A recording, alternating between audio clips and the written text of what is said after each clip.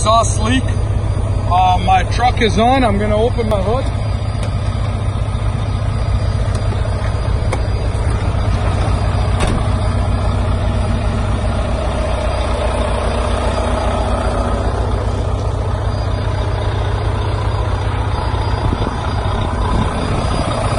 That's my exhaust system. I do not see any crack, damage, or loose. There is no signs of leakage. There's no leaking around my flex pipe.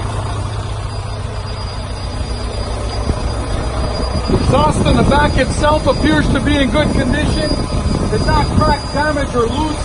There is no soot around the clamp area to indicate I may have any type of leakage.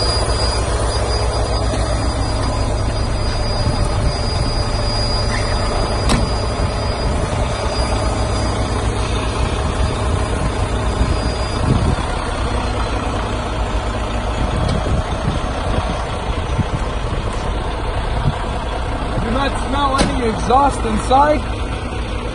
Exhaust leak is a minor defect. I reported to my operator, marking my inspection, and I may drive.